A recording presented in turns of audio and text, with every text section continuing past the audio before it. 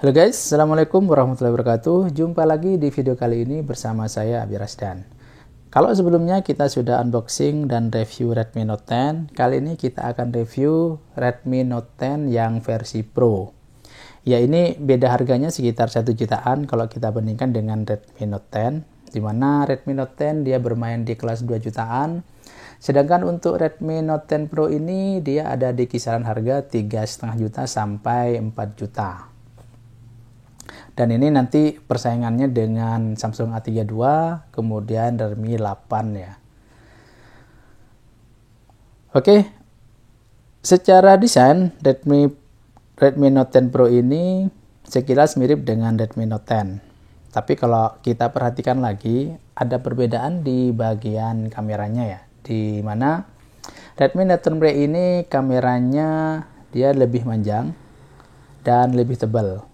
Desain seperti ini mengingatkan kita pada desain Mi 10T Pro yang sama-sama memiliki kamera 108 megapiksel.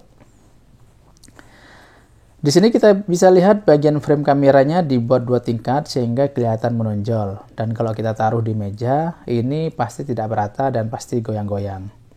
Dan sebenarnya ini bisa diakali dengan memakai soft case yang agak tebal. Tapi kita coba di sini memakai soft case bawaannya masih goyang-goyang sih, meskipun tidak separah ketika tidak memakai soft case. Secara keseluruhan saya suka dengan desainnya. Di bagian belakang ini mengkilap dan ini materialnya dari kaca guys. Kabarnya sih kaca kuning Gorilla Glass 5. Terlihat premium dan terkesan HP kelas mid-range ke atas ya.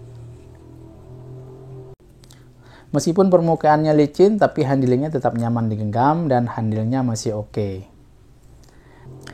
Di bagian ini ada fingerprintnya, ada di samping.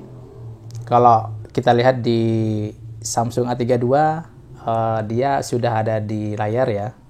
Dan kalau yang ini dia masih ada di samping. Dan mari kita coba tes untuk responsitivitasnya. Lumayan cukup responsif guys.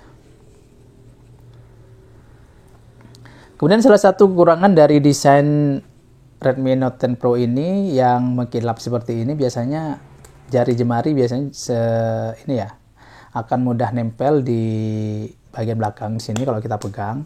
Kalau di Redmi Note 10 Pro ini ya ada bekasnya sih, tapi tidak terlalu parah seperti pada saat kita pegang Redmi Note 10 ya. Di sini ada sisa bekasnya tapi nggak terlalu parah. Dan kalau kita lihat di kamera ini tidak terlalu kelihatan bekasnya. Kemudian di pasaran ini tersedia 3 warna. Ada Glacier Blue, kemudian Gradient Bronze, dan Onyx Grey. Dan yang kita review ini adalah warnanya Onyx Grey. Kemudian untuk beratnya sendiri ini sekitar 193 gram, lebih ringan 12 gram dari seri sebelumnya, Redmi Note 10 Pro ya.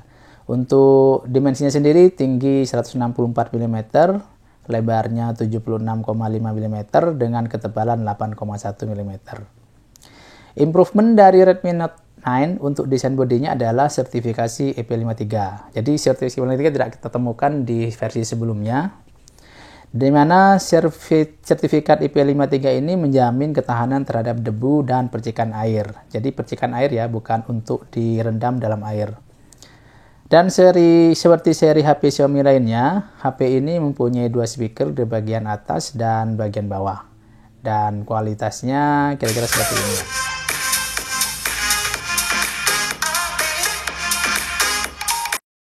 Kita lanjut ke bagian layar. Untuk layarnya sendiri sudah ditanamkan teknologi Super AMOLED dengan ukuran layarnya berukuran 6,67 inch dengan screen to body rasionya mencapai 85,6%.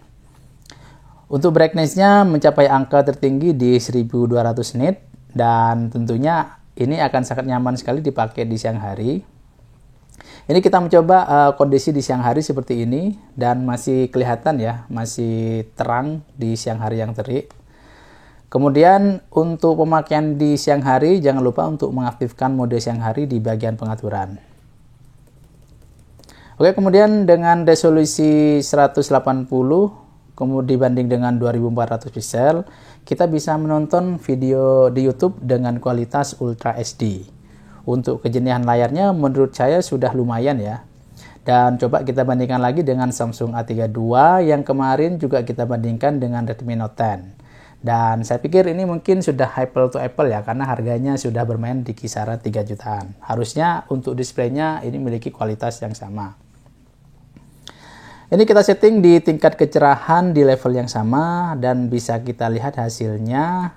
Ya sekilas sama aja ya, tapi memang Samsung saya akui memang lebih bagus sih. Tapi kalau dari tingkat kecerahan, Redmi Note 10 Pro ini memiliki tingkat kecerahan yang lebih bagus dibandingkan Samsung A32. Karena Samsung A32 ini di 800 nit, sedangkan di Redmi Note 10 Pro ini memiliki tingkat brightness sebesar 1200 nit. Untuk layarnya sendiri sudah mendukung refreshing rate 120 Hz, sehingga aktivitas scrolling akan terasa lebih smooth. Satu lagi fitur yang tidak ada di seri sebelumnya yaitu Redmi Note 9 Pro, yaitu adanya fitur NFC. Ya ini sangat wajar ya, karena HP kelas 3 jutaan sekarang sudah memakai NFC. Kita lihat Samsung A32 memakai NFC, kemudian Poco X3 NFC juga pakai NFC ya. Dengan fitur NFC ini pastinya sangat memudahkan kita untuk sekedar cek saldo ataupun top up e-money. Untuk memorinya di pasaran tersedia dua varian. Varian yang pertama kita akan mendapatkan varian 6 GB dengan storage-nya 64 GB. Ini di harga reviewnya di angka 3.599.000. Kemudian varian kedua ini di varian 8 GB dengan storage-nya 128 GB. Dan Xiaomi mematuknya dengan harga 3.999.000. Dan untuk platformnya ini sudah Android 11 dengan MIUI 12. Ini masih bisa diupgrade ke MIUI 12.0.5 ya. Kemudian ini untuk di bagian otaknya sudah menggunakan chipset Qualcomm Snapdragon 732G. Meskipun tidak signifikan, ini sudah meningkat dari seri sebelumnya, di mana Redmi Note 9 Pro hanya menggunakan Snapdragon 720G. Untuk performanya, untuk pemakaian sehari-hari sudah pasti oke ya. Untuk bermain game yang ringan dan menengah, ini juga sudah sangat nyaman, sudah sangat lancar. Kita coba main Mobile Legends, dapat dimainkan dengan sangat lancar dan kita bisa setting di settingan grafik ultra. Kemudian untuk PUBG M kita coba main di settingan grafis HD dan frame rate-nya di high. Dan kalau kita setting di smooth kita dapat frame rate yang di ultra. Kemudian untuk kapasitas baterainya ini sebesar 5000 mAh, masih sama dengan seri sebelumnya Redmi Note 9 Pro.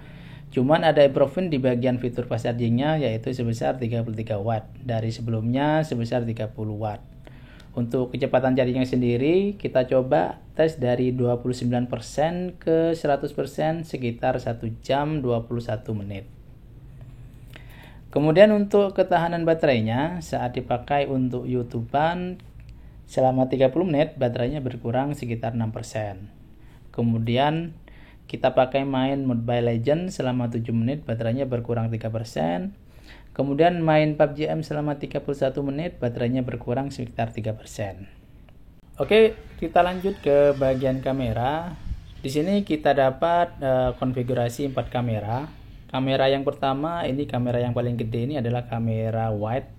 Ini resolusinya sebesar 108 megapiksel. Dan ini salah satu improvement dari seri sebelumnya. Redmi Note 9 Pro hanya memiliki kamera resolusi sebesar 64 megapiksel ya. Ini peningkatan secara resolusi. Untuk kualitasnya harusnya juga lebih bagus sih. Kemudian di bagian bawah sendiri ini adalah kamera ultrawide sebesar 8 megapiksel. Kemudian untuk kamera makronya sebesar 5 megapiksel di bagian tengah bagian kanan. Kemudian yang terakhir adalah kamera deep sebesar 2 megapiksel. Dan untuk kamera depannya ini sebesar 16 megapiksel, masih sama dengan seri sebelumnya Redmi Note 9 Pro. Dan ini kameranya tipe punch hole ya. Oke, kita akan coba nanti kameranya di outdoor. Ini direkam dengan kamera depan di resolusi 1080 pixel di 30 fps. Hasilnya seperti ini ya. Lumayan bagus, jernih dan cukup stabil. Dan kita coba untuk kondisi backlight-nya seperti ini. Ini di atas saya matahari. Pensilotannya seperti ini. Gimana? Ini direkam dengan kamera belakang di resolusi 1080 pixel di 30 fps ya. Hasilnya seperti ini. Kualitas perekamannya cukup bagus dan ini cukup stabil ya.